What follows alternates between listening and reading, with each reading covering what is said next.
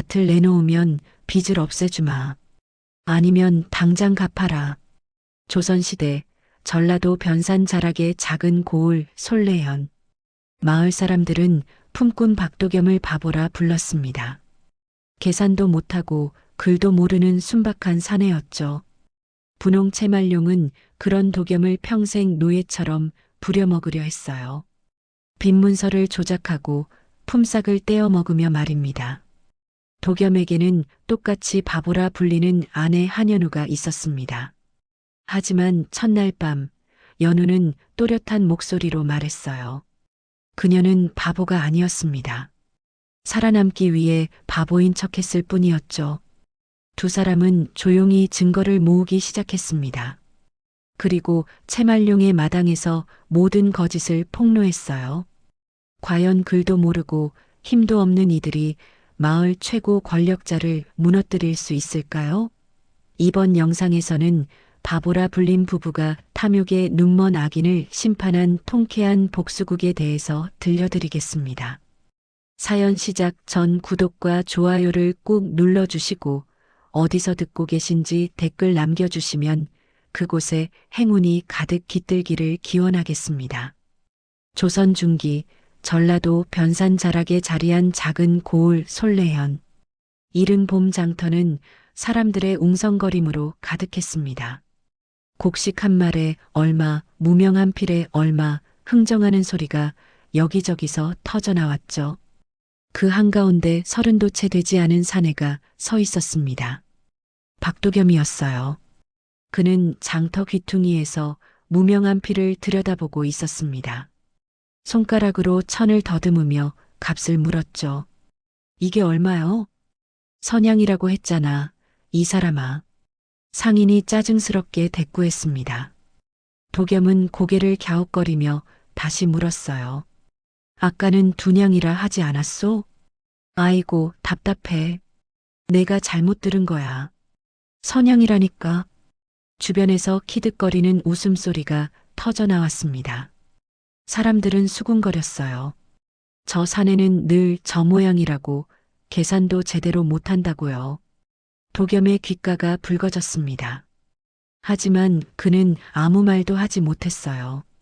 그저 고개를 숙인 채 뒷걸음질 쳤죠. 바보 도겸이 또 당했네. 저러니 누가 상대를 하겠나. 장터를 나서는 도겸의 뒷모습을 보며 사람들은 고개를 저었습니다. 도겸은 그런 말들을 들으면서도 걸음을 멈추지 않았어요. 익숙했으니까요. 어릴 적부터 그는 늘 그렇게 불렸습니다. 느린 사내, 모자란 사내, 바보. 도겸에게는 부모도 형제도 없었습니다. 몇 해 전 홀어머니마저 세상을 떠난 뒤로는 그야말로 혼자였죠. 남은 건 초가 한 채와 밭서 마지기뿐이었습니다. 그나마도 제대로 건사하지 못했어요. 농사일에 서투른 그는 품을 팔아 연명했습니다. 그런 도겸을 눈여겨본 이가 있었습니다. 채말룡. 마을에서 가장 많은 땅을 가진 분홍이었죠. 50평생 악착같이 곡식을 모으고 땅을 불려온 사람이었습니다. 그의 눈에 도겸은 더없이 좋은 먹잇감이었어요. 어느 가을날이었습니다. 도겸은 채말룡의 집 사랑채에 앉아 있었어요. 앞에는 빈문서 한 장이 놓여 있었습니다. 도겸아, 이 도장만 찍으면 곡식 30석을 구워주마. 채말룡이 부드럽게 말했습니다. 도겸은 망설였어요. 어머니 병을 고치려면 돈이 필요했고 그의 농사는 흉년이었습니다. 선택의 여지가 없었죠. 이자는 얼마요? 열에 하나다. 후하지? 도겸은 고개를 끄덕였습니다. 그리고 도장을 찍었어요. 채말룡의 입가에 미소가 번졌습니다. 하지만 도겸은 알지 못했죠. 그 문서에 적힌 원금이 30석이 아니라 40석이라는 것을, 이자가 열에 하나가 아니라 열에 둘이라는 것을요. 계절이 2번 바뀌었습니다. 도겸은 채말룡의 밭에서 품을 팔았어요. 해 뜨기 전에 나가 해진 뒤에 돌아왔습니다. 품삯은 하루에 닷대씩 받기로 했었죠. 하지만 실제로 받은 건 서대가 채 안 됐습니다. 도겸아, 내가 일을 제대로 못해서 깎은 거다. 채말룡은 그렇게 말했어요. 도겸은 아무 말도 하지 못했습니다. 자신이 정말 일을 못한 건지 아니면 속은 건지 알 수 없었으니까요. 그저 고개를 숙이고 받아들였습니다. 봄이 왔습니다. 장터에는 복사꽃이 피어나기 시작했어요. 하지만 도겸의 마음에는 봄이 오지 않았습니다. 빚은 갚아도 줄어들지 않았고 그의 등은 점점 더 굽어갔죠. 어느 날 저녁이었습니다. 도겸은 초가 마루에 앉아 하늘을 올려다보고 있었어요. 별이 총총했습니다. 문득 어머니 생각이 났죠. 도겸아, 넌 착한 아이야. 남 속이지 말고 남한테 속지도 마라. 어머니의 마지막 말이었습니다. 도겸은 그 말을 지키려 애썼어요. 하지만 어머니는 후자에 대해서는 아무것도 가르쳐 주지 않았습니다. 어떻게 속지 않는지를요. 다음 날 마을 이장 이방춘이 도겸을 찾아왔습니다.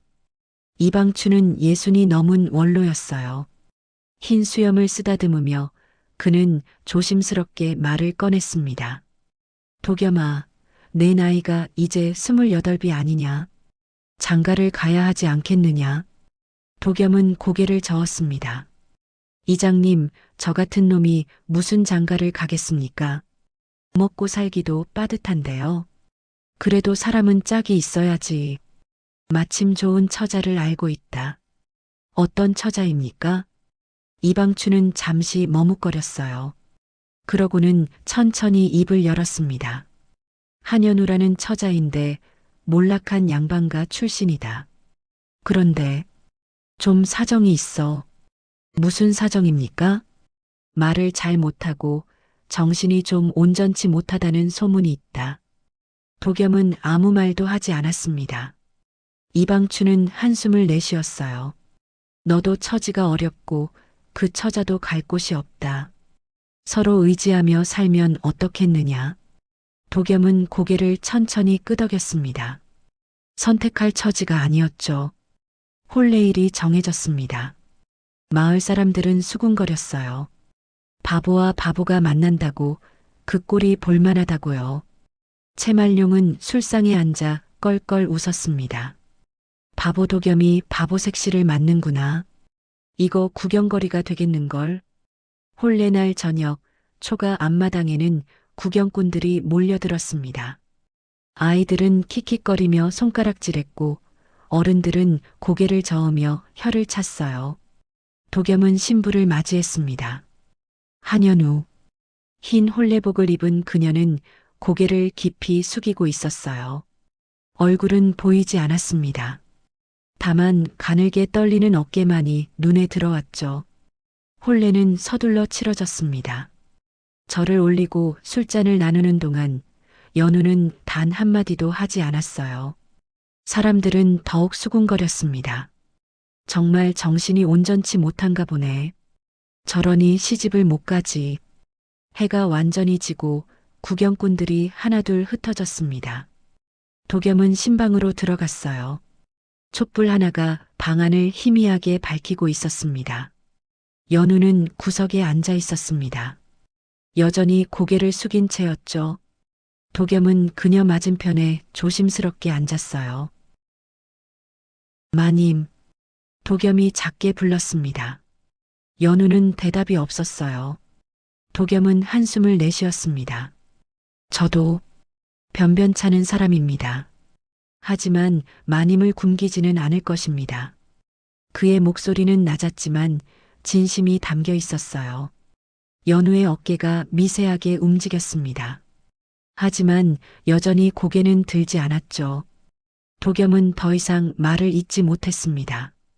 그저 촛불을 바라보며 앉아 있었어요. 밖에서는 봄바람이 불어왔습니다.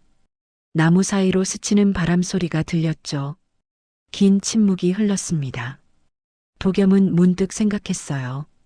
이 사람과 평생을 함께 살아야 한다고 말도 제대로 나누지 못하는 이 사람과요. 하지만 자신도 다를 게 없지 않냐고, 바보라 불리는 자신이 무슨 대단한 사람이냐고 스스로에게 물었습니다. 촛불이 흔들렸습니다. 그리고 바로 그때 연우가 천천히 고개를 들었어요. 촛불이 흔들렸습니다. 연우가 고개를 들었어요. 도겸은 그녀의 얼굴을 처음 제대로 마주했습니다. 창백한 피부, 가늘게 그어진 눈썹, 그리고 또렷한 눈동자. 그 눈빛은 방금 전까지의 멍한 모습과는 전혀 달랐어요. 날카로웠습니다. 도겸은 숨이 멎는 듯 했어요. 연우는 그를 똑바로 바라보며 입을 열었습니다. 서방님, 목소리가 또렷했습니다. 더듬거림도 떨림도 없었어요. 도겸은 눈을 깜빡였습니다. 이게 꿈인가 싶었죠. 채말룡에게 진 빚이 얼마입니까? 연우의 질문은 단도직입적이었습니다. 도겸은 입을 벙긋거렸어요. 그게 정확히 말씀해 주십시오. 원금과 이자, 그리고 지금까지 갚은 액수를요. 도겸은 당황했습니다. 이 사람이 정말 아까 그 신부가 맞나 싶었어요. 하지만 연우의 눈빛은 진지했습니다. 도겸은 더듬거리며 대답했죠. 원금이 30석이라 했고 이자는 열에 하나라 했습니다. 지금까지 품삯으로 곡식 20석쯤은 갚았을 것입니다. 그렇게 생각하십니까? 연우가 되묻자 도겸은 고개를 끄덕였어요. 연우는 한숨을 내쉬었습니다. 그리고 저고리 품속에서 무언가를 꺼냈어요. 작은 장부였습니다. 손바닥만 한 크기의 장부에는 빼곡히 글씨가 적혀 있었어요. 도겸은 눈을 동그랗게 떴습니다. 이게 무엇입니까? 서방님께서 채말룡에게 일한 날짜와 품삯을 제가 알아본 것입니다. 어떻게? 장터에 나가 물어보면 다들 아는 이야기입니다. 다만 아무도 말하지 않을 뿐이죠. 연우는 장부를 펼쳤습니다. 촛불 아래서 글씨들이 드러났어요. 서방님은 작년 봄부터 올해 봄까지 240날을 일했습니다. 하루 품삯이 닷되라 했으니 모두 합하면 12석입니다. 그런데 저는 20석을 받았다고. 아닙니다. 서방님이 실제로 받은 건 8석도 채 안 됩니다. 도겸의 얼굴이 창백해졌습니다. 연우는 계속 말을 이었어요. 게다가 원금은 30석이 아니라 40석으로 되어 있고 이자는 열에 하나가 아니라 열에 둘입니다. 그럴 리가. 빈 문서를 다시 보십시오. 분명 그렇게 적혀 있을 것입니다. 도겸은 말문이 막혔습니다. 그는 문서를 읽지 못했어요. 채말룡이 읽어주는 대로 믿고 도장을 찍었을 뿐이었죠. 저는 도겸의 목소리가 떨렸습니다. 연우는 그런 그를 가만히 바라봤어요. 그러고는 조용히 말했습니다. 서방님은 나쁜 사람이 아닙니다. 다만 착한 것뿐이죠. 마님은 대체 어떻게? 도겸이 묻자 연우는 잠시 침묵했습니다. 그녀의 눈빛이 흔들렸어요. 오랜 시간 감춰왔던 무언가를 꺼내는 듯 했습니다. 저는 바보가 아닙니다. 연우의 목소리는 낮았지만 단호했어요. 다만 바보인 척했을 뿐입니다. 살아남기 위해서요. 도겸은 숨을 죽이고 그녀를 바라봤습니다. 연우는 천천히 이야기를 시작했어요. 저희 집안은 3대를 이어온 양반가였습니다. 할아버지께서는 과거에 급제하셨고 아버지도 그를 가르치며 사셨죠. 저는 외동딸이었습니다. 연우의 목소리에 그리움이 묻어났어요. 아버지는 저에게 글을 가르쳐 주셨습니다. 사서삼경은 물론이고 셈법까지요. 여자가 글을 배우면 해롭다는 말들도 있었지만 아버지는 개의치 않으셨어요. 그런데 아버지가 돌아가셨습니다. 병으로요. 그리고 어머니도 이듬해에 따라가셨죠. 연우의 손이 미세하게 떨렸습니다.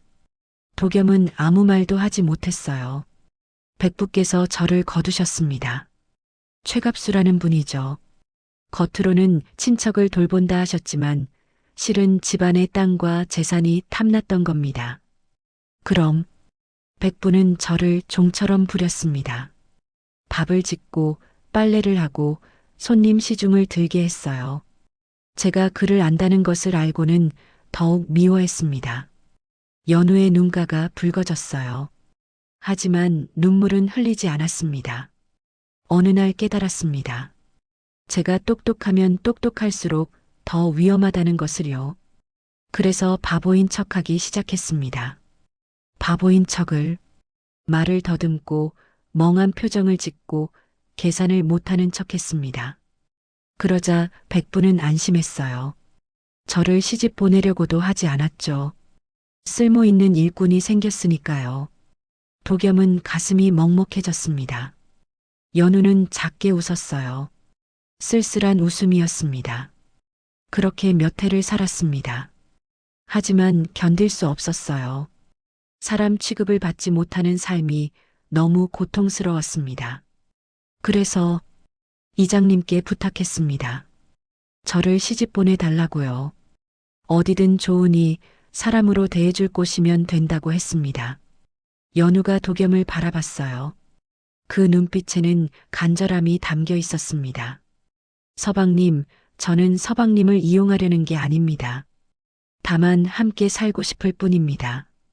사람으로요. 도겸은 목이 메었습니다. 그는 연우를 보며 천천히 고개를 끄덕였어요.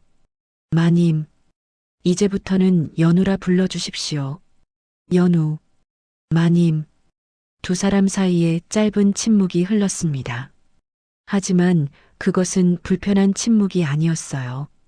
서로를 이해하는 침묵이었죠. 연우가 다시 장부를 펼쳤습니다. 서방님, 채말룡은 빈 문서를 조작했습니다. 그리고 품삯도 속였어요. 이대로 가다가는 평생 빚을 갚아도 모자랄 것입니다. 하지만 어찌하겠습니까? 이미 도장을 찍었는데 방법이 있습니다.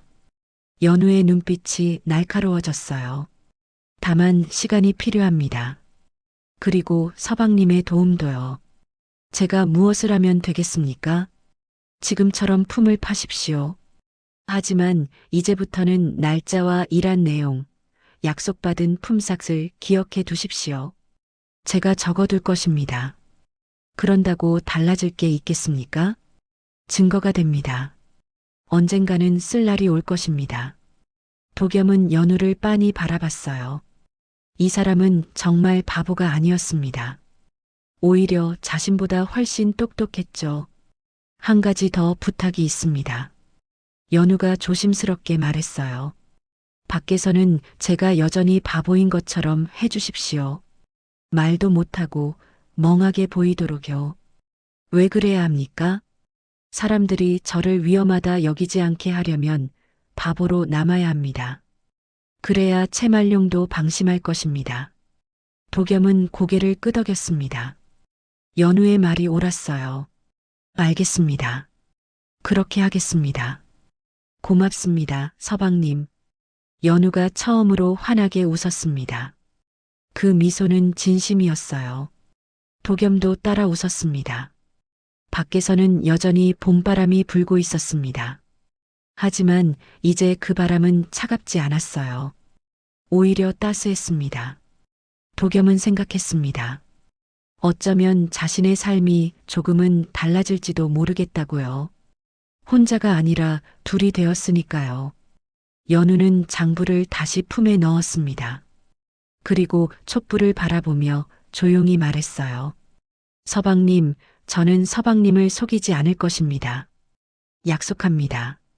저도 마님을 지키겠습니다. 제가 할 수 있는 한요. 두 사람은 서로를 바라봤습니다.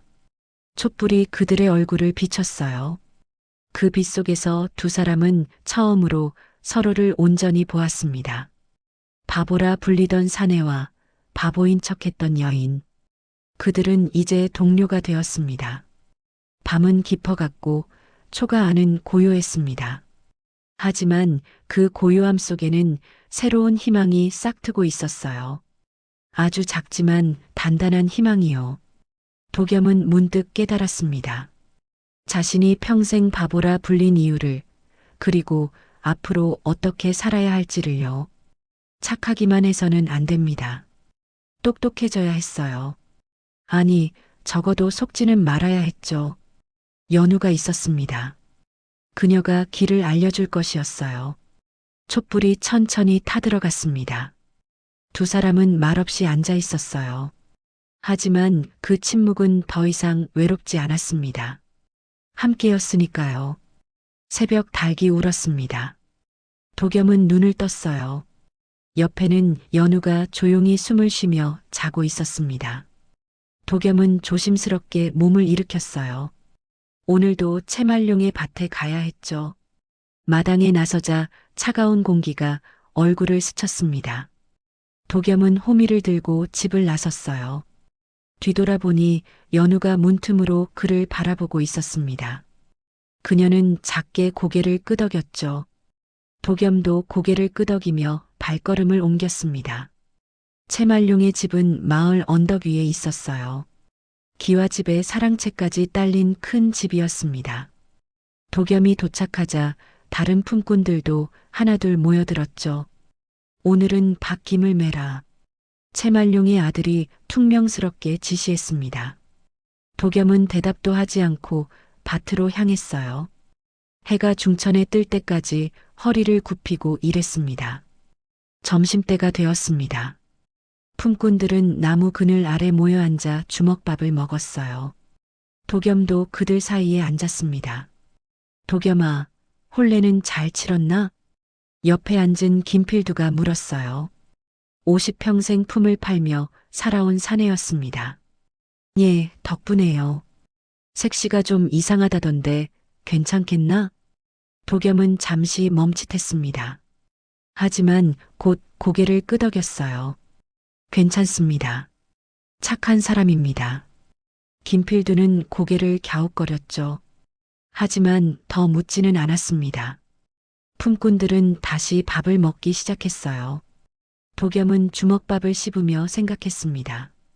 오늘 몇 시간을 일했는지, 어떤 일을 했는지 기억해야 했어요.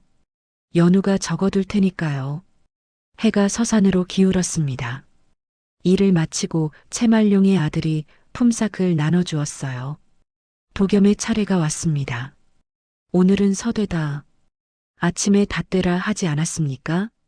도겸이 조심스럽게 물었어요. 채말룡의 아들이 눈을 부라렸습니다. 일을 제대로 못해서 깎은 거야. 불만 있나? 아닙니다. 도겸은 고개를 숙였습니다. 하지만 속으로는 기억했어요. 닷되를 약속받았지만 서대만 받았다고요. 집으로 돌아오는 길이었습니다. 도겸은 저녁 노을을 바라보며 걸었어요. 손에는 서대의 곡식이 들려 있었습니다. 초가에 도착하자 연우가 마당에 나와 있었습니다. 그녀는 여전히 멍한 표정이었어요. 하지만 눈빛만큼은 또렷했죠. 들어오세요. 연우가 작게 말했습니다. 도겸은 고개를 끄덕이며 안으로 들어갔어요. 방 안에서 연우는 달라졌습니다. 그녀는 작은 장부를 꺼냈어요. 오늘은 어떠셨습니까? 밭김을 맸습니다. 해 뜨기 전부터 해질 무렵까지요. 품삯은요? 닷되를 약속받았지만 서대만 받았습니다. 연우의 손이 장부 위에서 움직였습니다. 그녀는 날짜와 일의 내용, 약속받은 품삯과 실제 받은 품삯을 빼곡히 적었어요. 고생 많으셨습니다. 연우가 조용히 말했습니다. 그녀는 도겸의 손을 잡았어요. 굳은 살이 박인 손이었죠. 조금만 더 참아주세요. 곧 끝날 것입니다. 도겸은 고개를 끄덕였습니다. 연우의 손이 따뜻했어요. 며칠이 흘렀습니다. 연우는 낮이면 장터와 우물가를 오갔습니다. 바보 행세를 하며요. 사람들은 그녀를 보며 수군거렸어요. 도겸이 색시가 참 불쌍하네. 정신이 온전치 못하다던데 장터에 나와서 뭘 하나. 연우는 아무런 반응도 보이지 않았습니다. 다만 천천히 장터를 걸으며 귀를 기울였어요. 요즘 쌀값이 올랐어. 한석의 단량이라니 너무 비싸. 채말룡 영감이 또 쌀을 쌓아두고 있다던데. 연우는 모든 것을 기억했습니다. 쌀값, 곡식 시세, 그리고 채말룡이 하는 일들을요. 우물가에서는 아낙네들이 모여 이야기를 나누고 있었어요. 연우는 멀찍이 앉아 물을 길었습니다. 우리 영감도 채말룡한테 품을 팔러 갔어. 품삯을 제대로 주긴 하나? 글쎄, 늘 모자란다고 하더라고. 연우의 귀가 쫑긋했습니다. 그녀는 계속 들었어요. 우리 집도 그래. 닷대를 약속하고는 서대만 줘. 나도 그렇더라. 저울질할 때 손을 쓰는 것 같던데. 연우는 조용히 미소 지었습니다. 증거가 하나씩 모이고 있었어요. 한편 도겸은 매일 채말룡의 밭에서 일했습니다. 그리고 저녁이면 연우에게 보고했어요. 연우는 빠짐없이 장부에 적었습니다. 어느 날 밤이었습니다. 도겸은 잠이 오지 않아 뒤척이고 있었어요. 옆에서는 연우가 장부를 들여다보고 있었습니다. 촛불 아래서 글씨들이 빼곡히 보였죠. 도겸은 문득 생각했습니다. 이 사람은 왜 이렇게까지 하는 걸까? 연우는 똑똑했습니다. 계산도 잘하고 글도 잘 썼어요. 그런 사람이 왜 자신 같은 바보를 도와주는 걸까요? 혹시 나를 이용하려는 건 아닐까? 의심이 고개를 들었습니다. 연우는 채말룡에게 복수하고 싶은 것일지도 몰랐어요. 그 과정에서 자신을 이용하는 건 아닐까요? 도겸의 가슴이 답답해졌습니다. 그는 조용히 일어나 밖으로 나갔어요. 마당에 섰습니다. 밤하늘에는 별이 총총했어요. 도겸은 하늘을 올려다보며 한숨을 내쉬었습니다. 뒤에서 인기척이 났습니다. 돌아보니 연우가 서 있었어요. 왜 나오셨습니까? 잠이 안 와서요. 연우는 도겸 옆에 섰습니다. 두 사람은 말없이 하늘을 바라봤어요. 서방님, 예. 제가 무서우십니까? 도겸은 깜짝 놀랐습니다. 연우가 자신의 마음을 읽은 것 같았어요. 아닙니다. 거짓말입니다. 연우가 작게 웃었습니다. 그녀는 도겸을 돌아보았어요. 서방님은 저를 의심하고 계십니다. 제가 서방님을 이용하는 건 아닌가 하고요. 도겸은 아무 말도 하지 못했습니다. 연우의 말이 맞았으니까요. 당연합니다. 의심하셔야 해요. 연우의 목소리는 담담했습니다. 저는 서방님을 속일 수도 있습니다. 지금까지 모든 사람을 속여왔으니까요. 그럼, 하지만 속이지 않을 것입니다. 연우가 도겸의 손을 잡았어요. 그녀의 손은 차가웠습니다. 서방님은 제가 만난 첫 번째 사람입니다. 저를 사람으로 대해준 첫 번째 사람이에요. 마님, 그러니 믿어주십시오. 아니, 믿지 못하시겠다면 지켜봐 주십시오. 제가 거짓말하는지 아닌지를요. 도겸은 연우를 바라봤습니다. 그녀의 눈에는 눈물이 맺혀 있었어요. 하지만 흘리지는 않았습니다. 도겸은 깨달았습니다. 연우도 무서워하고 있다는 것을요. 자신이 버림받을까봐, 다시 혼자가 될까봐 두려워하고 있었던 거예요. 마님, 도겸이 조용히 말했습니다.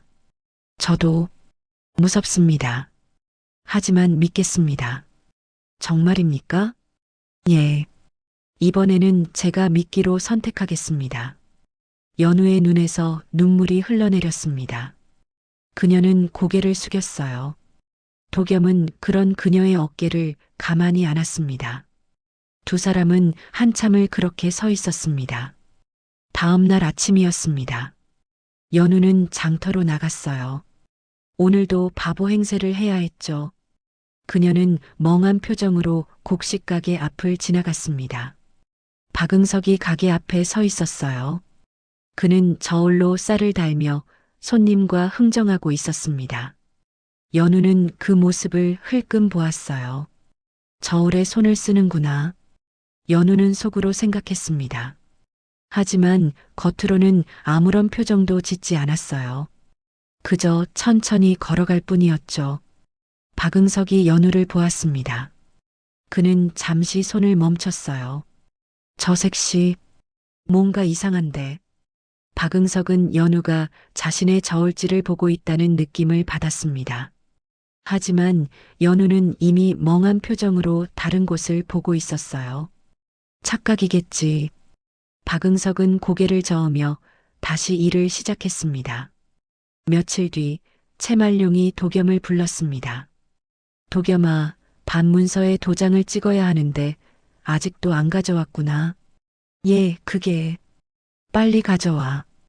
이대로는 빚을 갚을 수 없어. 채말룡의 목소리에는 초조함이 묻어 있었어요. 도겸은 고개를 숙였습니다. 조금만 더 시간을 주십시오. 뭘 또 꾸물거리는 거야? 혹시 내색 씨가 뭐라고 하나? 도겸은 깜짝 놀랐습니다. 채말룡이 연우를 의심하고 있었어요. 아닙니다. 색 씨는 아무것도 모릅니다. 정말이겠지? 바보라며? 예, 그렇습니다. 채말룡은 도겸을 빤히 쳐다봤습니다. 도겸은 시선을 피하지 않았어요. 채말룡은 잠시 후 손을 저었죠. 알았다. 가봐라. 도겸은 밖으로 나왔습니다. 가슴이 두근거렸어요. 채말룡이 의심하기 시작했습니다. 저녁에 집으로 돌아온 도겸은 연우에게 말했어요. 채말룡이 마님을 의심하는 것 같습니다. 연우는 고개를 끄덕였습니다. 알고 있습니다. 내일부터 더 조심해야겠어요. 어떻게 하실 겁니까? 더 바보같이 행동하겠습니다. 연우의 눈빛이 단호했어요. 도겸은 그런 그녀를 보며 생각했습니다. 이 사람은 강했습니다. 자신보다 훨씬 강했어요. 그리고 자신은 그런 그녀를 지켜야 했죠. 제가 도울 일이 있으면 말씀하십시오. 서방님이 옆에 계시는 것만으로도 충분합니다. 두 사람은 서로를 바라보며 미소 지었습니다. 밖에서는 봄바람이 불어왔어요. 나뭇가지가 흔들리는 소리가 들렸죠. 긴장은 높아지고 있었습니다. 하지만 두 사람은 흔들리지 않았어요. 함께였으니까요. 보름이 지났습니다. 채말룡의 집 사랑채에서 심부름꾼이 달려왔어요. 도겸을 당장 오라는 정갈이었죠. 도겸은 가슴이 철렁했습니다. 무슨 일입니까? 모르겠소.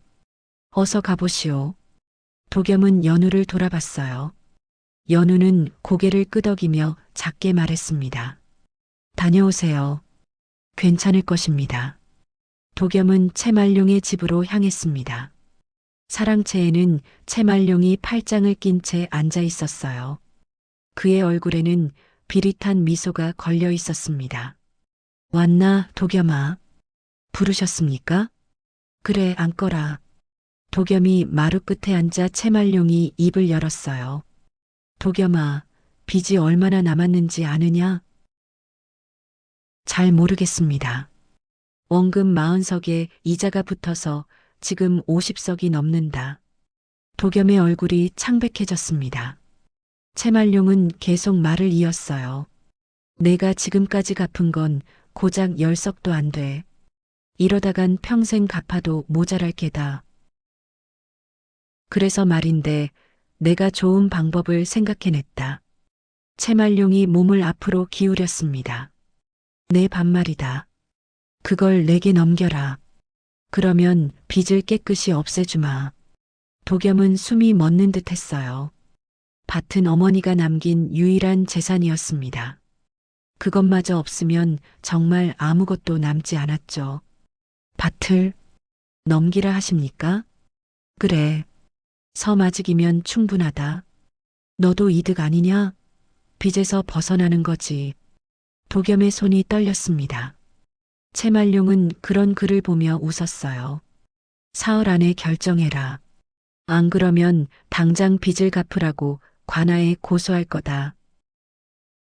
알겠나? 예. 도겸은 비틀거리며 사랑채를 나왔습니다. 하늘이 빙빙 도는 것 같았어요. 집으로 돌아오는 길, 도겸은 멈춰 섰습니다. 저 멀리 자신의 밭이 보였어요.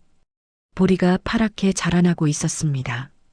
어머니, 도겸의 눈시울이 붉어졌습니다. 집에 도착하자 연우가 마당에서 기다리고 있었어요. 도겸의 표정을 보자 그녀는 바로 알았습니다. 무슨 일입니까? 밭을 내놓으라 합니다. 그러면 빚을 없애준다고요. 연우의 눈빛이 차갑게 식었습니다. 안 됩니다. 하지만 절대 안 됩니다. 연우의 목소리는 단호했어요. 도겸은 고개를 떨어뜨렸습니다. 그럼 어찌합니까? 사흘 안에 대답해야 합니다. 서방님, 밭은 삶의 뿌리입니다. 그걸 내주면 우리는 진짜 아무것도 없게 됩니다. 알고 있습니다. 하지만 연우가 도겸의 손을 잡았어요. 이제 움직여야 합니다. 증인을 세워야 해요. 증인이라니요? 이방춘 이장님을 찾아가겠습니다. 그분이라면 도와주실 겁니다. 다음 날 아침 연우는 도겸과 함께 이방춘의 집을 찾았습니다. 이방춘은 마당에서 담배를 피우고 있었어요. 두 사람을 보자 그는 반갑게 손을 내밀었습니다. 오, 도겸이 부부구나. 무슨 일이냐? 도겸이 사정을 설명하자 이방춘의 얼굴이 굳어졌어요. 채말룡 그놈이 그렇게까지 하다니. 이장님, 부탁이 있습니다. 연우가 조심스럽게 말했습니다. 이방춘은 그녀를 보았어요. 연우의 눈빛이 또렷했죠. 뭔가 잘못됐다고 생각하셨던 적 없으십니까? 무슨 말이냐? 빈문서 말입니다. 이장님께서 증인으로 도장을 찍으셨던 그 문서요. 이방춘의 얼굴이 붉어졌습니다. 그는 담배를 내려놓았어요. 나는 그를 모른다. 알고 있습니다. 채말룡이 읽어주는 대로 믿고 도장을 찍었다. 그게 잘못된 거였나? 연우는 고개를 끄덕였습니다. 문서에는 원금이 30석이 아니라 40석으로 되어 있습니다. 이자도 열에 하나가 아니라 열에 둘이고요. 뭐라고? 이방춘이 벌떡 일어났습니다. 그의 손이 떨렸어요. 그럼 내가 거짓 증인이 된 거란 말이냐? 이장님께서 속으신 겁니다. 이방춘은 주먹을 불끈 쥐었습니다. 그의 눈에 분노가 타올랐어요. 그놈이 날 이용했구나. 이장님, 도와주십시오. 서방님만이 아닙니다. 이 마을에 채말룡에게 당한 사람이 얼마나 많습니까? 이방춘은 고개를 끄덕였습니다. 옳은 말이다. 내가 증인으로 서겠다. 내가 속았다고 문서가 조작됐다고 말하마. 연우는 깊이 고개를 숙였어요. 고맙습니다. 그날 저녁 연우는 은밀히 사람들을 만나기 시작했습니다. 첫 번째는 김필두였어요. 그는 채말룡에게 품을 팔며 살아왔습니다. 연우는 우물가에서 그를 기다렸죠. 필두 어르신, 누구시오? 도겸의 아내입니다. 김필두는 연우를 보았어요. 그녀의 눈빛이 또렷하자 그는 놀랐습니다. 자네가 말을 하는구나? 네. 들어주십시오.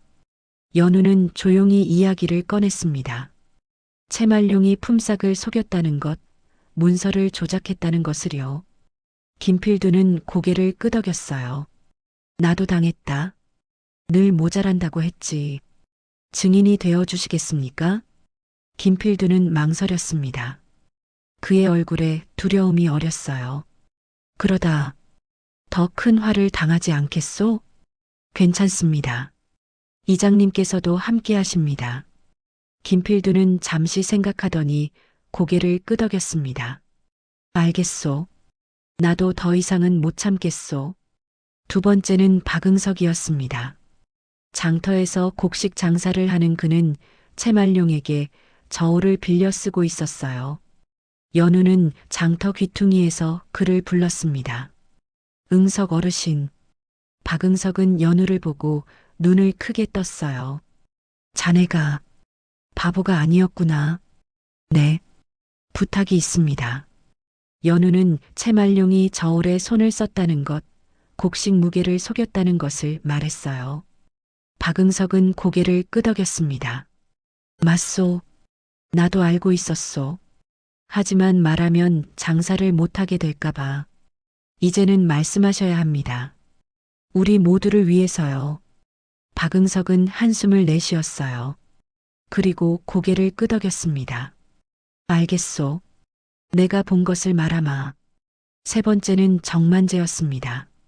밭을 조금 가진 농민이었는데 그 역시 채말룡에게 품을 팔고 있었어요. 연우는 그의 집을 찾아갔습니다. 만재 어르신, 저 좀 도와주십시오. 정만재는 연우의 이야기를 듣고 주먹을 쥐었어요. 나도 당했소. 품삯도 곡식값도 다 속았지. 함께 해주시겠습니까? 당연하오. 이제는 더 이상 참을 수 없소. 하지만 모든 일이 순조롭지만은 않았습니다. 사흘째 되는 날 김필두가 연우를 찾아왔어요. 그의 얼굴은 창백했습니다. 미안하오. 나는 못하겠소. 무슨 일입니까?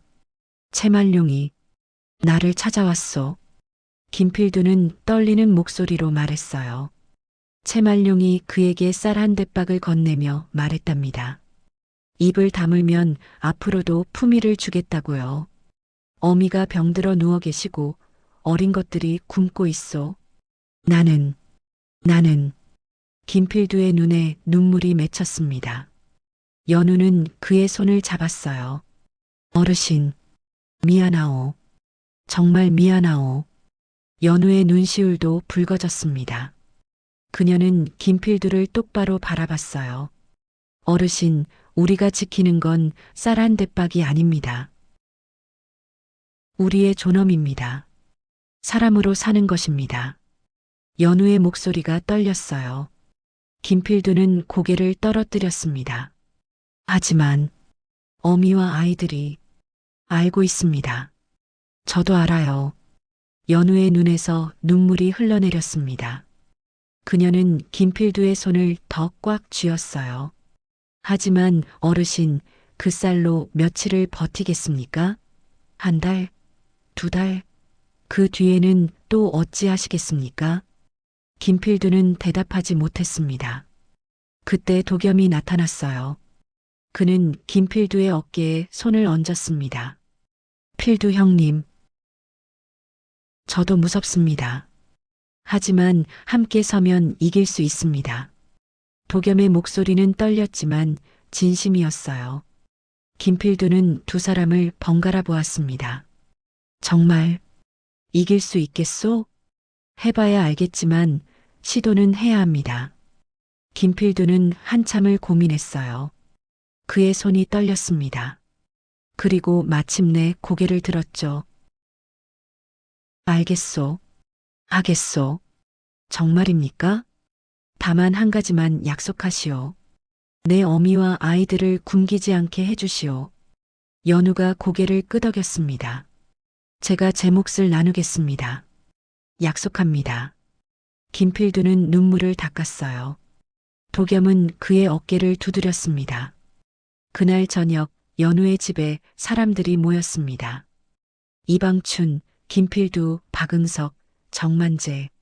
네 사람이 작은 방 안에 둘러앉았어요. 이방춘이 입을 열었습니다. 우리가 오늘 이렇게 모인 이유는 하나요. 채말룡의 부정을 밝히기 위해서요. 맞소. 박응석이 고개를 끄덕였습니다. 우리 모두가 증인이요. 각자 본 것, 당한 것을 말하면 되는 거요. 정만재가 주먹을 쥐며 말했어요. 이제는 더 이상 속지 않겠소. 우리는 함께 서겠소. 김필두도 고개를 끄덕였습니다. 그의 눈에는 결의가 서려 있었어요. 연우는 그들을 바라보며 깊이 고개를 숙였습니다. 고맙습니다. 정말 고맙습니다. 도겸도 함께 절을 했어요. 사람들은 서로를 바라보며 미소 지었습니다. 밤이 깊어갔습니다. 사람들이 하나둘 집으로 돌아간 뒤 연우와 도겸만 남았어요. 이제 시작입니다. 연우가 조용히 말했습니다. 도겸은 고개를 끄덕였죠. 두렵지 않습니까? 무섭습니다. 하지만 해야 합니다. 저도 함께 하겠습니다. 두 사람은 서로를 바라보며 손을 맞잡았어요. 그들의 손은 떨렸지만 함께였기에 따뜻했습니다.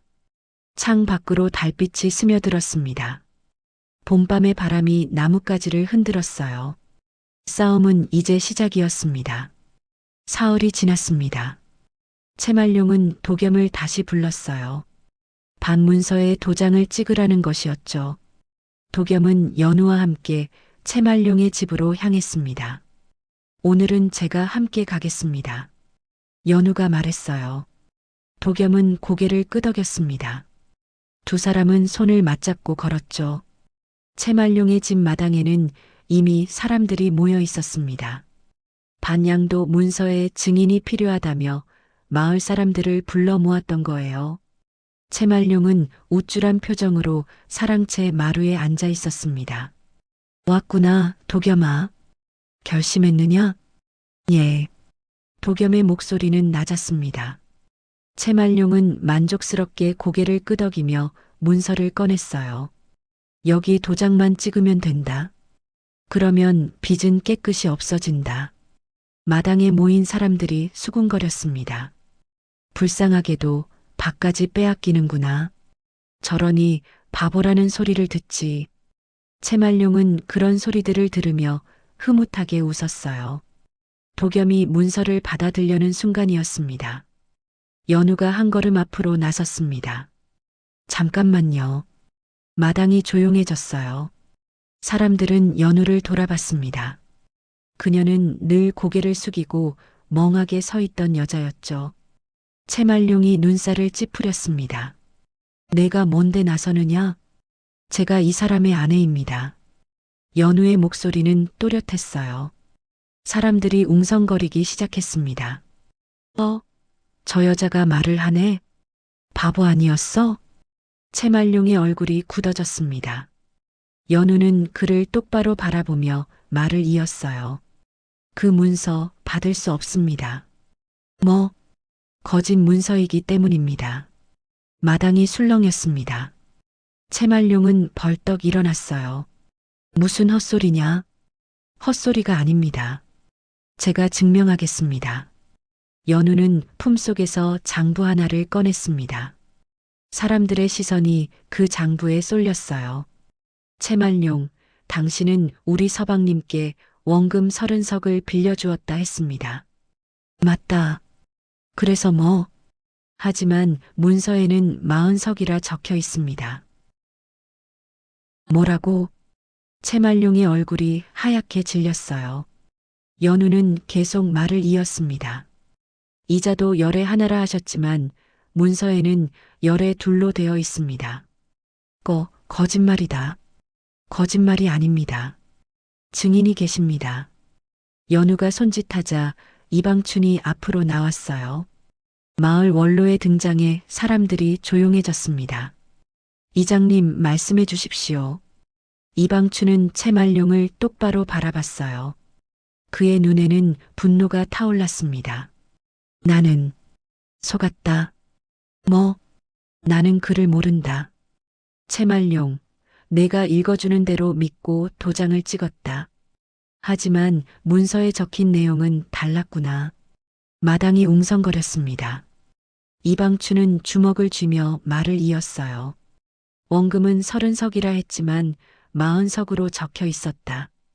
이자는 열에 하나라 했지만 열에 둘이었다. 나는 거짓 증인이 되었다. 사람들의 표정이 변하기 시작했습니다. 채말룡은 손을 내저으며 소리쳤어요. 아니다. 이장이 잘못 기억하는 거다. 잘못 기억한 게 아닙니다. 연우가 다시 장부를 들어 올렸습니다.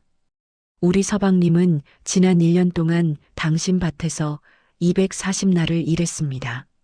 하루 품삯이 닿되라 약속했으니 모두 합하면 12석입니다. 그건. 하지만 실제로 받은 건 8석도 채 안 됩니다. 나머지는 어디로 갔습니까? 채말룡은 말문이 막혔어요. 연우는 장부를 펼쳐 보였습니다. 여기 날짜별로 모두 기록되어 있습니다. 일한 날, 일의 내용, 약속받은 품삯, 실제 받은 품삯까지요. 마당의 사람들이 술렁였습니다. 연우는 그들을 돌아보며 말했어요. 여러분, 이건 우리 서방님만의 일이 아닙니다. 여기 계신 분들 중에도 같은 일을 당한 분이 있을 것입니다. 침묵이 흘렀습니다. 그때 김필두가 앞으로 나왔어요. 그의 손은 떨렸지만 목소리는 단호했습니다. 나도 당했소. 필두야, 너까지. 채말룡이 소리쳤지만 김필두는 물러서지 않았어요. 나는 작년 여름부터 석 달간 일했소. 하루에 닷대씩 받기로 했지만 실제로 받은 건 서대도 안 됐소. 일을 제대로 못해서 깎은 거다. 거짓말입니다. 또 다른 목소리가 들렸습니다. 박응석이었어요. 그는 마당 한가운데로 걸어 나왔습니다. 나는 장터에서 장사를 합니다. 채말룡에게 저울을 빌려 쓰지요. 그래서 그 저울에 손을 쓴 걸 봤습니다. 마당이 다시 술렁였어요. 박응석은 계속 말했습니다. 곡식을 달 때 손가락으로 저울을 살짝 누르는 겁니다. 그러면 무게가 덜 나가지요. 사람들은 모르고 넘어갑니다. 그건 내가 잘못 본 거다. 채말룡이 소리쳤지만 이미 사람들의 눈빛이 달라지고 있었어요. 정만재도 나섰습니다. 나도 증언하겠소. 작년 가을 나는 채말룡에게 곡식을 팔았소. 한 석을 팔았는데 값은 반 석치밖에 안 받았소. 내가 곡식을 덜 가져온 거지. 아닙니다. 분명 한 석이었소. 하지만 저울질할 때 속임수를 썼소. 마당의 사람들이 하나둘 고개를 끄덕이기 시작했습니다. 누군가가 외쳤어요. 나도 당했다. 나도. 목소리들이 터져 나왔습니다. 채말룡의 얼굴이 새파래졌어요. 다들 미쳤구나. 거짓말을 하다니. 거짓말이 아닙니다. 연우가 차분하게 말했습니다. 그녀는 채말룡을 똑바로 바라봤어요. 당신이 거짓말을 했습니다. 글 모르는 사람들을 속이고 착한 사람들을 이용했습니다. 내가 뭔데? 저는 바보가 아닙니다. 연우의 목소리에 힘이 실렸어요. 다만 바보인 척했을 뿐입니다. 당신 같은 사람들에게 당하지 않기 위해서요. 마당의 사람들이 숨을 죽였습니다. 연우는 계속 말했어요. 저는 글을 압니다. 셈법도 압니다. 그래서 당신의 거짓을 알아챘습니다. 이 인연이. 채말룡이 달려들려 했지만 이방춘이 막아섰어요. 안 돼, 채말룡. 내가 잘못했다. 그때 도겸이 앞으로 나왔습니다. 그는 떨리는 목소리로 말했어요. 저는. 마당의 모든 사람이 그를 바라봤습니다. 도겸은 고개를 들고 또렷하게 말했죠. 저는 바보가 아닙니다. 다만 믿었기에 속았을 뿐입니다. 도겸의 눈에 눈물이 맺혔어요. 하지만 그는 흘리지 않았습니다. 저는 사람들이 착하리라 믿었습니다. 약속을 지키리라 믿었습니다. 그래서 속았습니다. 마당이 조용해졌습니다. 도겸의 목소리가 울렸어요. 하지만 이제는 알았습니다. 믿음과 어리석음은 다르다는 것을요. 누군가 훌쩍이는 소리가 들렸습니다. 도겸은 연우를 돌아봤어요. 연우는 눈물을 흘리며 고개를 끄덕였습니다. 여러분, 이방춘이 마당의 사람들을 향해 소리쳤어요. 우리는 더 이상 속지 말아야 하오. 채말룡 같은 자들에게 당하지 말아야 하오. 맞소. 정만재가 외쳤습니다. 우리는 함께 서야 하오. 혼자서는 약하지만 함께하면 강하오. 사람들이 웅성거리기 시작했어요. 채말룡은 뒷걸음질 쳤습니다. 너희들. 이게 무슨 짓이냐? 우리가 해야 할 일을 하는 것입니다. 연우가 조용히 말했어요. 그녀는 이방춘을 돌아봤습니다. 이장님, 사또께 고해야 합니다. 그래야겠구나. 이방춘이 고개를 끄덕였습니다. 채말룡은 소리쳤어요. 안 돼. 내가 잘못했다. 다 돌려주마. 이미 늦었습니다. 연우의 목소리는 차갑게 식어 있었어요. 당신은 너무 많은 사람을 속였습니다. 이제 그 값을 치러야 합니다. 채말룡은 주저앉았습니다. 그의 얼굴에서 오만함은 사라지고 공포만 남았어요.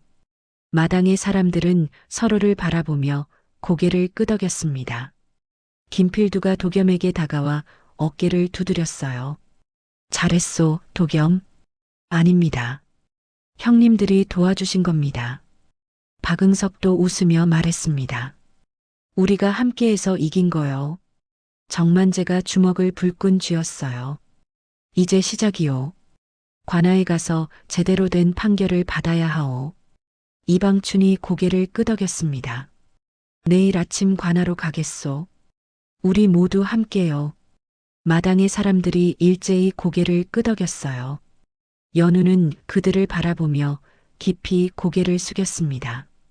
고맙습니다. 정말 고맙습니다. 도겸도 함께 절을 했습니다. 사람들은 그들을 일으켜 세웠어요.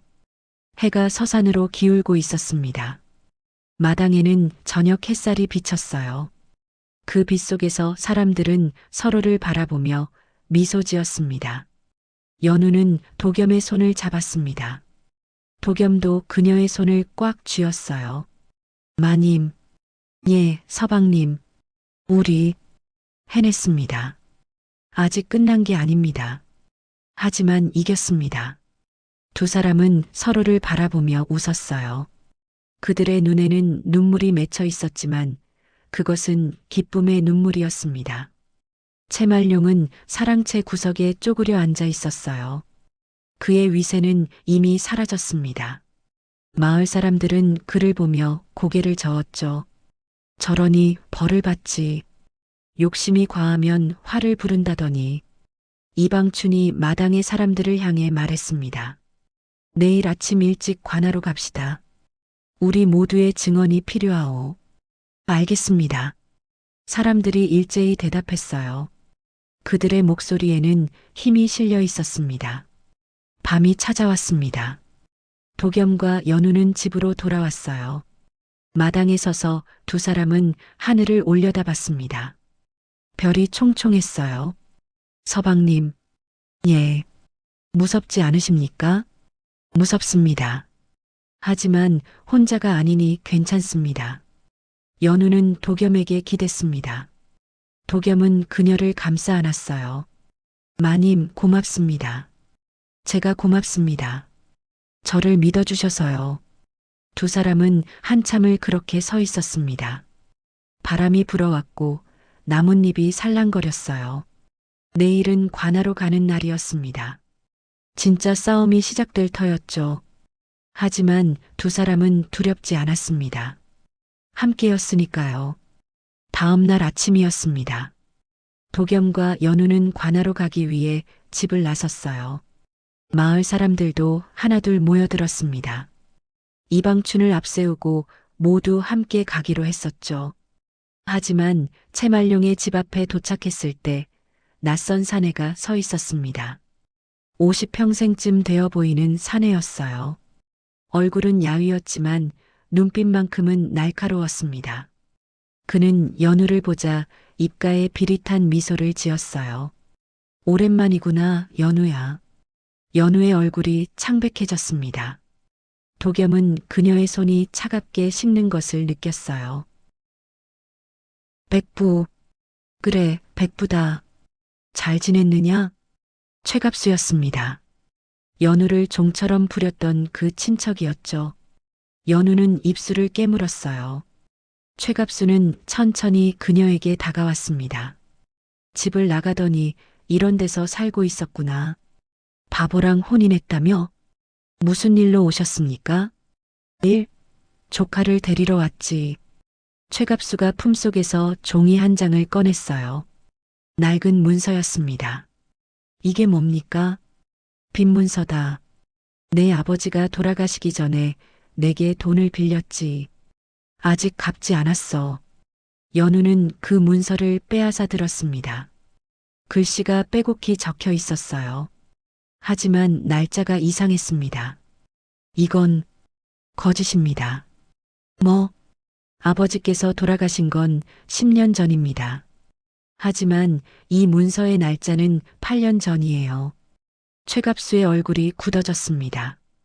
연우는 계속 문서를 살폈어요. 게다가 증인도 없습니다. 일방적으로 쓴 문서일 뿐이에요. 그건 거짓 문서입니다. 백부, 연우의 목소리는 차가웠어요. 최갑수는 억지로 웃으며 말했습니다. 내가 무슨 말을 하는지 모르겠구나. 어쨌든 빚은 갚아야지. 제가 갚을 빚이 아닙니다. 내 아버지 빚이면 내가 갚아야 하는 거 아니냐? 저는 이미 시집을 갔습니다. 남의 집 며느리인데 무슨 빚을 갚습니까? 최갑수의 얼굴이 붉어졌어요. 그는 소리쳤습니다. 내가 우리 집안 사람이니 당연히 갚아야지. 저는 이제 박씨 집안 사람입니다. 연우가 도겸의 손을 잡았어요. 도겸은 떨렸지만 연우의 손을 꽉 쥐었습니다. 이방춘이 앞으로 나섰습니다. 최서방, 그만 돌아가시오. 당신이 뭔데 나서는 거요? 나는 이 마을의 이장이요. 함부로 남의 며느리를 건드리면 가만두지 않겠소. 이장이 뭐 대단한가? 나는 친족이요. 친족이라 해도 기혼 여인을 마음대로 할 수는 없소. 더구나 거짓 문서로 협박하다니 이건 사또께 아뢰어야 할 일이요. 최갑수는 이를 갈았습니다. 그때 채말룡이 집에서 나왔어요. 최서방 잘 오셨소. 최서방도 고생이 많으시오. 두 사람은 서로를 보며 음흉하게 웃었습니다. 도겸은 불길한 느낌이 들었어요. 무슨 짓을 꾸미는 겁니까? 도겸이 물었지만 채말룡은 대답하지 않았습니다. 대신 품속에서 문서를 하나 더 꺼냈어요. 이장, 당신도 이제 끝이요. 무슨 소리요? 나는 어젯밤 관아에 고소장을 올렸소. 도겸과 그 색시 그리고 당신과 다른 놈들까지 모두 고소했소. 마을 사람들이 술렁였습니다. 이방춘의 얼굴이 굳어졌어요. 무슨 죄목으로? 협박과 명예훼손이요. 당신들이 거짓으로 나를 모함했다고 고소했소. 거짓이라니 우리가 한 말은 모두 사실이요. 그건 관아에서 가려질 일이요. 채말룡이 비웃었습니다. 그는 최갑수를 돌아봤어요. 최서방, 당신도 함께 가시오. 조카가 빚을 갚지 않는다고 고소하시오. 물론이지요. 최갑수가 고개를 끄덕였습니다. 연우는 두 사람을 번갈아 봤어요. 그들이 짜고 친 것이었습니다. 비겁합니다. 연우가 낮게 말했어요. 채말룡은 껄껄 웃었습니다. 비거? 이게 세상이란다. 어린 거사. 힘 있는 자가 이기는 거지. 그때 말발굽 소리가 들렸습니다. 관아의 나졸들이 다가오고 있었어요. 앞장서 나전이 문서를 펼쳤습니다. 박도겸, 한현우, 이방춘, 김필두, 박응석, 정만재는 있느냐? 예. 도겸이 떨리는 목소리로 대답했습니다.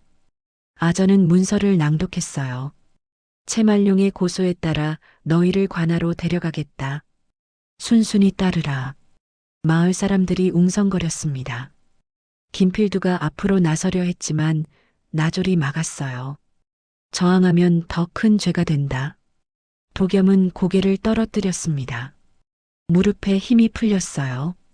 연우가 그의 팔을 잡았지만 도겸은 일어서지 못했습니다.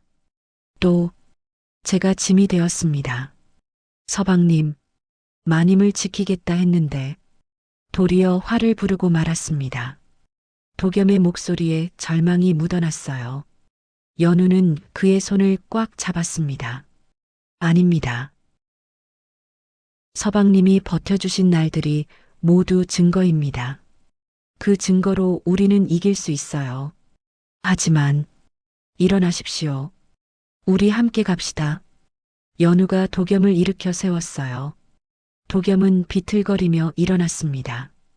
이방춘도 나섰습니다. 두려워 말게들. 우리가 한 일은 옳은 일이었네. 관아에서도 진실은 밝혀질 것이네. 김필두가 고개를 끄덕였어요. 맞소. 우리 모두 함께 갑시다. 박응석도 앞으로 나왔습니다. 나도 가겠소. 내가 본 것을 사또께 말씀드리겠소. 정만재도 주먹을 쥐었어요. 우리가 함께하면 이길 수 있소. 마을 사람들도 하나둘 모여들었습니다. 누군가 외쳤어요. 우리도 함께 가겠소. 증인이 필요하면 우리가 서겠소. 채말룡의 얼굴이 일그러졌습니다. 그는 아전을 돌아봤어요. 저들도 데려가시오. 모두 공모한 자들이오. 시끄럽소. 아전이 손을 내저었습니다. 그는 도겸 일행만을 가리켰어요. 고소장에 이름이 적힌 자들만 데려가면 돼요. 나머지는 필요 없소. 하지만 말이 많소. 채서방. 관아에서 다 가려질 일이요. 아전은 나졸들에게 손짓했습니다. 나졸들이 도겸 일행을 에워쌌어요. 연우는 도겸의 손을 놓지 않았습니다. 두 사람은 서로를 바라봤어요. 무섭지 않으십니까? 도겸이 물었습니다. 연우는 고개를 저었어요. 무섭습니다. 하지만 혼자가 아니니 괜찮습니다. 도겸은 연우의 말을 떠올렸습니다. 자신도 똑같은 말을 했었죠. 그는 작게 웃었어요. 마님과 함께라면 저도 괜찮습니다. 일행은 관아를 향해 걸어갔습니다. 뒤에서는 마을 사람들이 따라왔어요. 그들은 소리쳤습니다. 우리가 함께 간다. 도겸이를 지킨다.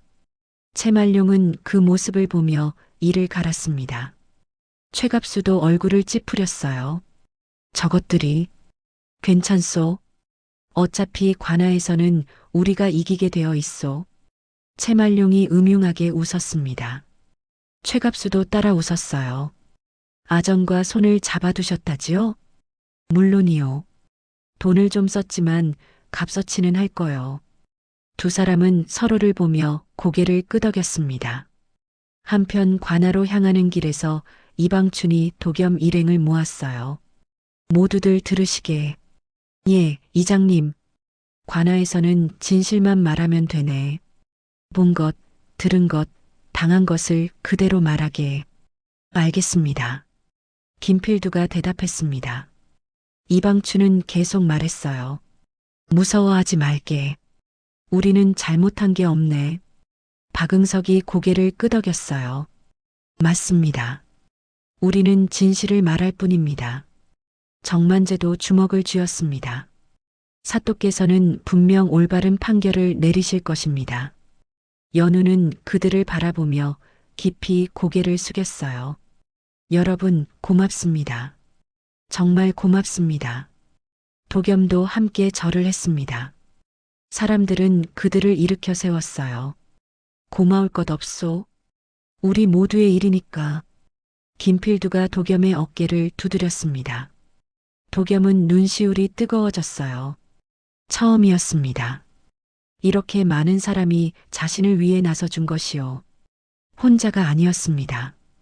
이제는 절대 혼자가 아니었어요.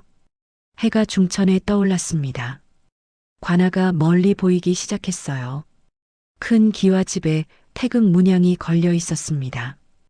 도겸은 가슴이 두근거렸습니다. 두려웠지만 연우의 손을 잡고 있었기에 걸음을 멈추지 않았어요. 연우도 떨렸습니다. 하지만 그녀는 고개를 들고 앞을 바라봤어요. 백부도 채말룡도 이제 두렵지 않았습니다. 진실은 언제나 밝혀지니까요. 일행은 관아 문 앞에 도착했습니다. 나졸이 문을 열었어요. 안에서는 이미 채말룡과 최갑수가 기다리고 있었습니다. 아전이 나와 문서를 펼쳤습니다. 고소인 채말룡, 최갑수 그리고 피고인들은 모두 마당으로 들어가라.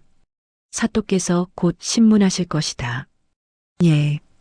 도겸 일행이 대답했습니다. 그들은 서로의 손을 잡고 관아 마당으로 들어갔어요. 뒤에서 마을 사람들도 따라 들어왔습니다. 관아 안은 사람들로 가득 찼어요. 곧 북이 3번 울렸습니다. 사또가 나타날 시간이었습니다. 도겸은 연우의 손을 꽉 쥐었어요. 연우도 그의 손을 꽉 잡았습니다. 이제 진짜 싸움이 시작될 터였습니다.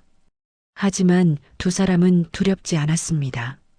진실을 가지고 있었으니까요. 7장 마이너스 관아의 신문, 진실이 줄지어 서다. 북소리가 3번 울렸습니다. 관아 정청의 문이 열렸어요. 사또가 나타났습니다. 60평생쯤 되어 보이는 백발의 노인이었죠. 그는 천천히 높은 자리에 앉았습니다. 고소인과 피고인은 앞으로 나오라. 아전이 소리쳤어요. 채말룡과 최갑수가 먼저 나섰습니다. 도겸과 연우, 이방충과 나머지 사람들도 앞으로 나갔죠. 사또는 그들을 차례로 살폈습니다. 그의 눈빛은 예리했어요. 고소인 채말룡, 내 주장을 말하라. 채말룡이 앞으로 나서며 절을 올렸습니다. 사또 나으리 소인은 억울하옵니다. 무엇이 억울하냐? 저 박도겸이라는 자가 소인에게 빚을 졌는데 갚지 않고 도리어 소인을 협박했사옵니다. 채말룡의 목소리는 떨렸어요. 마치 정말 억울한 사람처럼 보였습니다. 어떻게 협박했다는 것이냐? 저자의 아내가 바보가 아니라 강교한 계집이었사옵니다. 거짓으로 소인이 빈문서를 조작했다 하며 마을 사람들을 선동했사옵니다. 사또는 채말룡을 빤히 쳐다봤어요. 채말룡은 계속 말을 이었습니다. 소인은 선량한 백성이옵니다. 어찌 그런 짓을 하겠습니까? 저들이 빚을 갚기 싫어 꾸며낸 일이옵니다. 증거가 있느냐? 예, 여기 빈문서가 있사옵니다. 채말룡이 문서를 올렸어요. 아전이 받아 사또에게 전했습니다. 사또는 문서를 펼쳐보았죠. 사또가 고개를 끄덕였습니다. 채말룡은 속으로 미소 지었어요. 아전에게 돈을 쥐어준 보람이 있었습니다. 피고인 박도겸, 내 말을 들어보자. 예, 사또 나으리. 도겸이 떨리는 목소리로 대답했습니다. 그는 고개를 들고 사또를 바라봤어요. 소인은 억울하옵니다. 무엇이 억울하냐? 저 문서는 거짓이옵니다. 채말룡이 소인을 속였사옵니다. 어떻게 속였다는 것이냐? 도겸이 입을 열려는 순간 연우가 앞으로 나섰습니다. 소녀가 말씀드리겠습니다. 사람들이 술렁였어요. 여인이 관아에서 말을 하는 것은 흔한 일이 아니었습니다. 사또도 눈썹을 치켜 올렸죠. 내가 누구냐? 박도겸의 아내 연우라 하옵니다. 여인이 어찌 나서느냐? 이 일의 증거를 모은 사람이 소녀이기 때문입니다. 사토는 잠시 연우를 바라봤어요. 그녀의 눈빛이 흔들림 없이 또렷했습니다. 좋다. 말해보아라. 감사합니다. 연우는 품속에서 장부를 꺼냈어요. 그리고 다른 문서들도 함께 꺼냈습니다.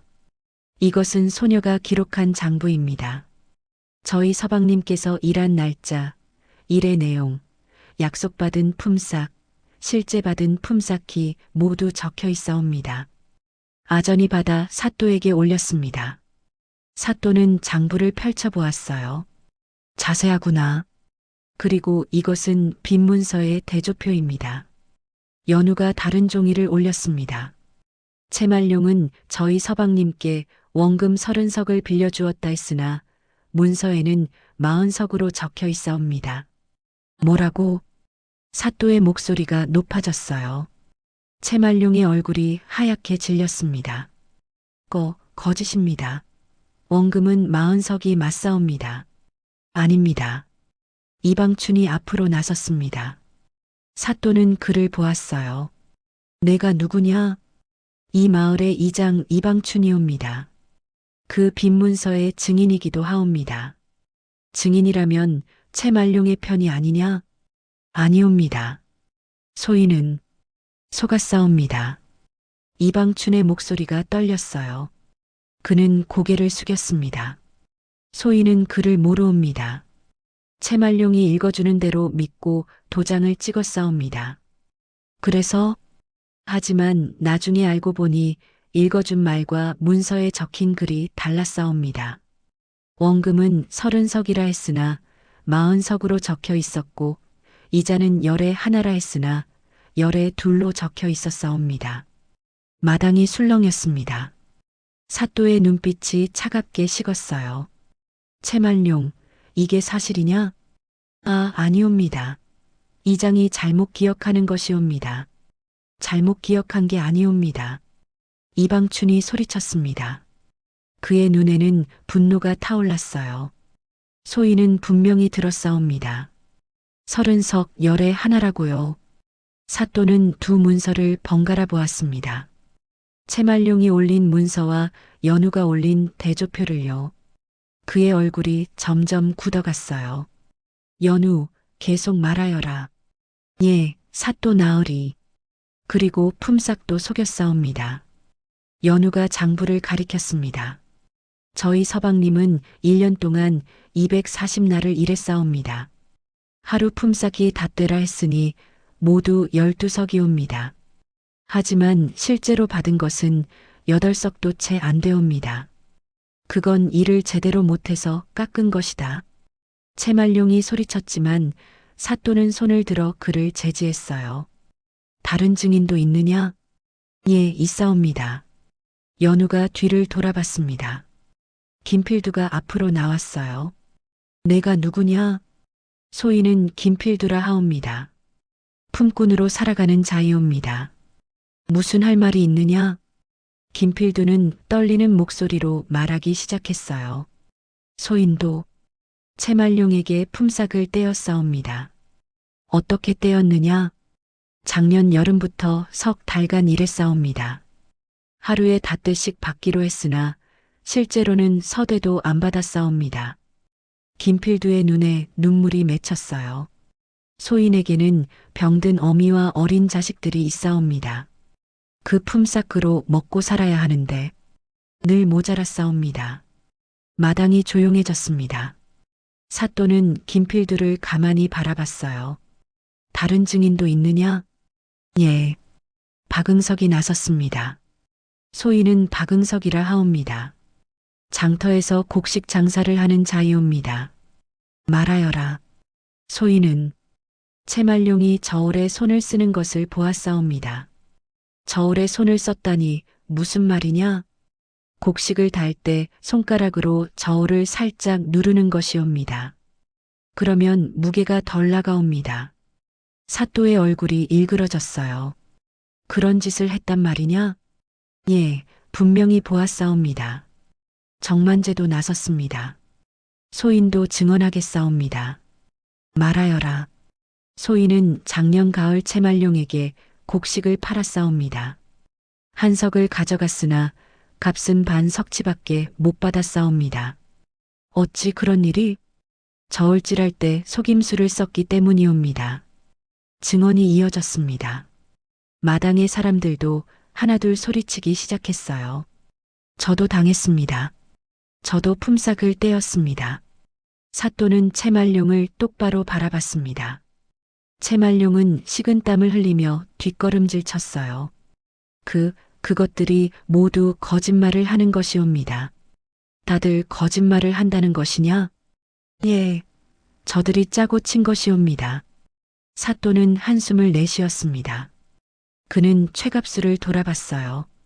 너는 또 무슨 일로 왔느냐?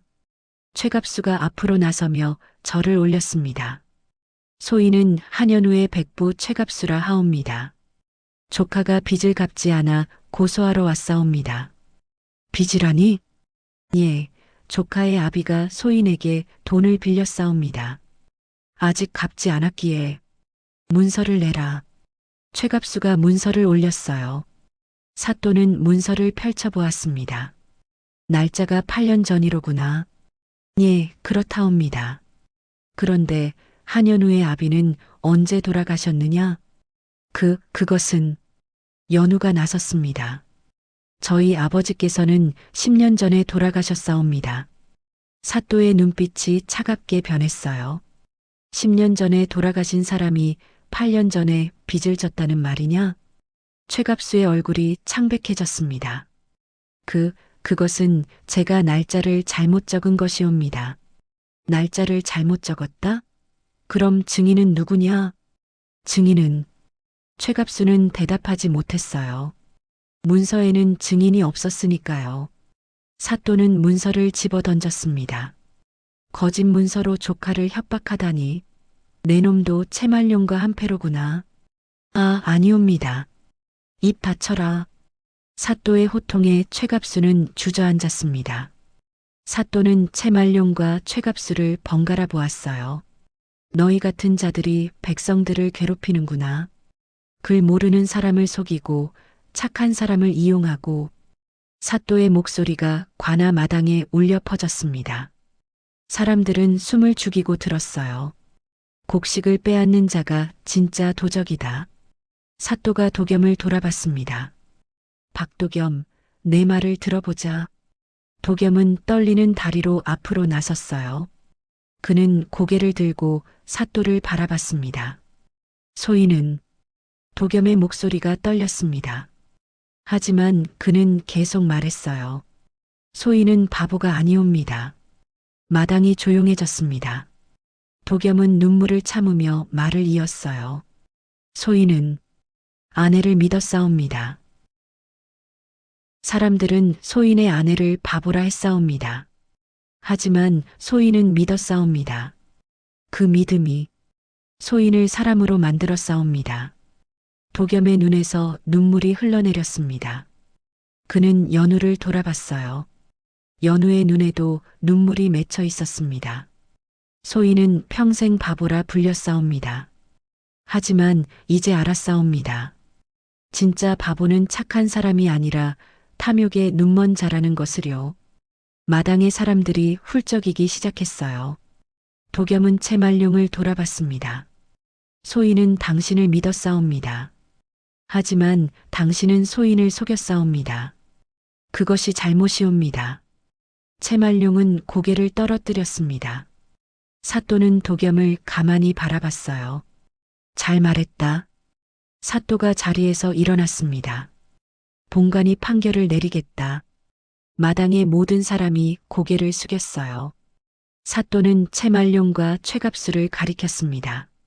채말룡은 빈문서를 조작하고 품삯을 속였으며 저울에 손을 써 백성들을 기만했다. 최갑수는 거짓 문서로 조카를 협박했다. 채말룡은 부당하게 얻은 재물을 모두 반환하고 곤장 30대를 맞을 것이며 최갑수는 거짓 문서죄로 이 고을에서 추방한다. 마당에서 함성이 터져 나왔습니다.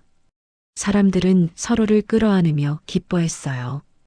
그리고 박도겸과 한연우, 이방춘과 증인들은 모두 무죄다. 도겸은 그 자리에 주저앉았습니다. 연우가 달려와 그를 안았어요. 두 사람은 서로를 끌어안은 채 울었습니다. 이방춘도 눈물을 닦았어요. 김필두와 박응석, 정만재도 함께 기뻐했습니다. 채말룡과 최갑수는 나졸들에게 끌려갔어요. 그들의 얼굴에는 절망만이 남아 있었습니다. 사또는 도겸 일행을 바라보며 조용히 말했습니다. 착한 것은 잘못이 아니다. 다만 속지 말아야 한다. 그리고 함께 서야 한다. 도겸은 고개를 들어 사또에게 절을 올렸어요. 감사합니다. 사또는 고개를 끄덕이고 물러갔습니다. 관아 마당에는 기쁨의 함성이 가득했습니다. 마을 사람들은 도겸과 연우를 둘러싸고 축하했어요. 이겼소? 정의가 승리했소? 연우는 도겸의 손을 꽉 잡았습니다.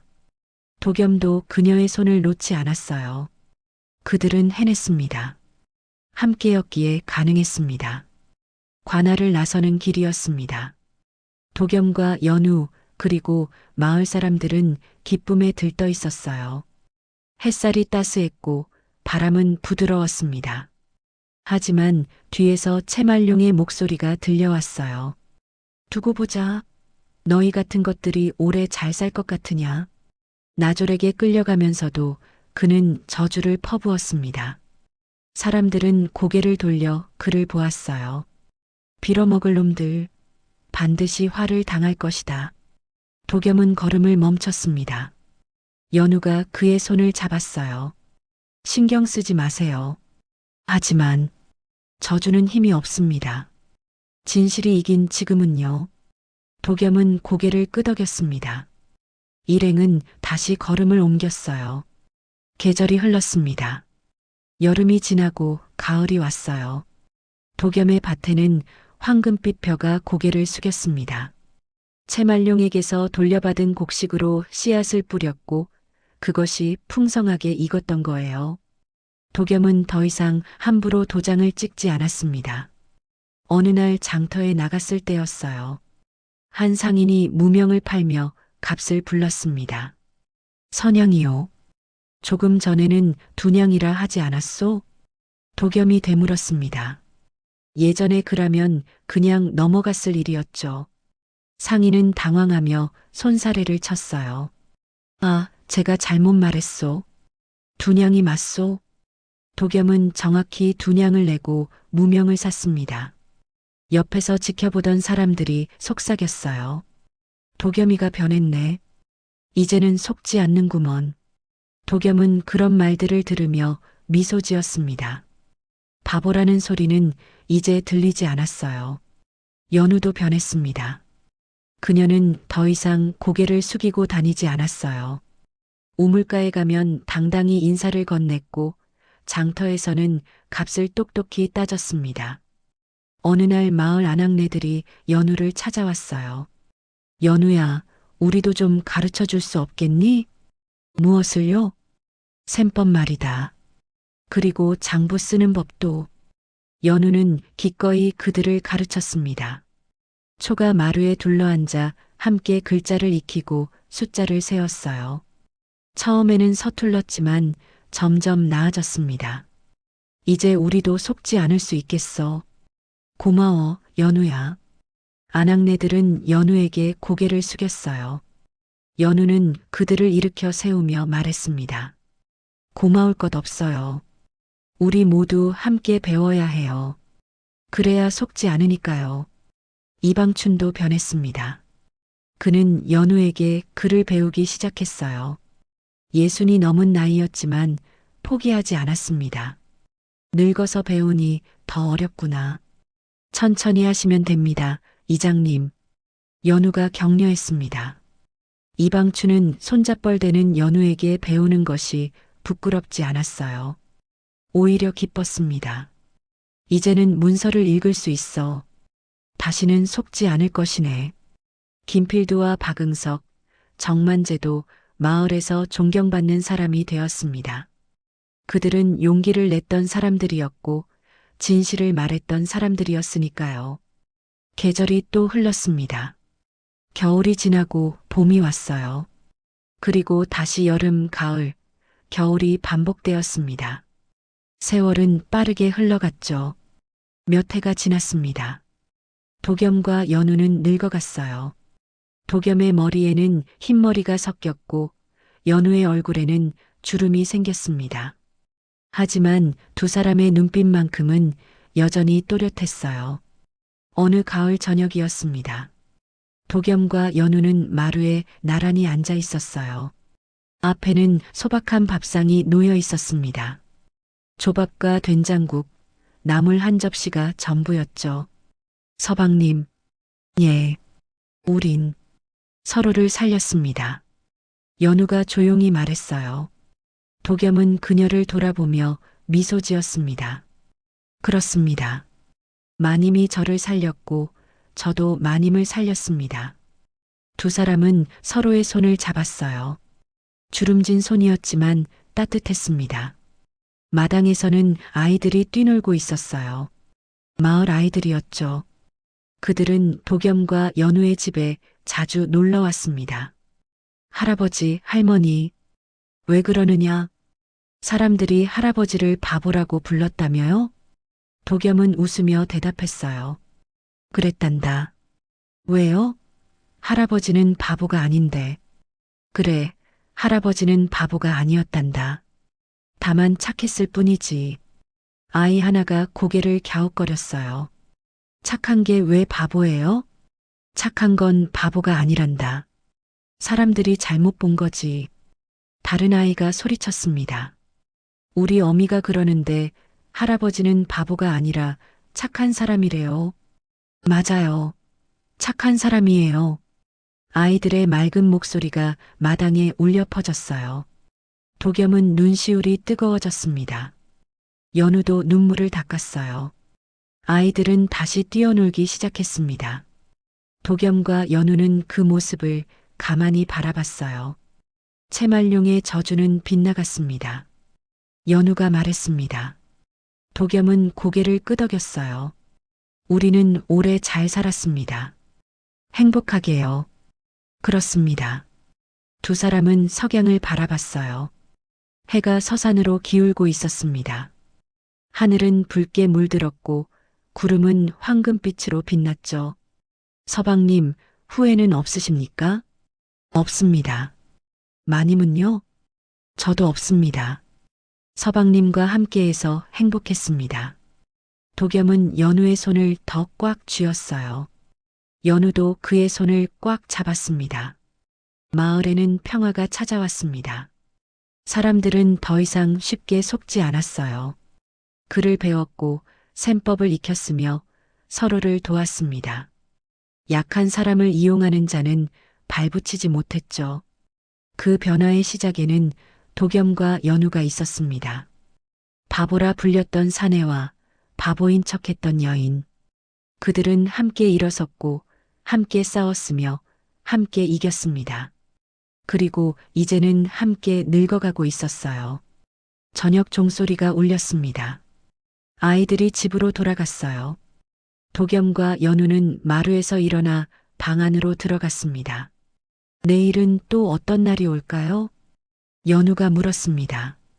도겸은 미소 지으며 대답했어요. 평범한 날이겠지요. 하지만 그게 좋습니다. 저도 그렇습니다. 두 사람은 이불을 펴고 누웠어요. 촛불을 끄자 어둠이 찾아왔습니다.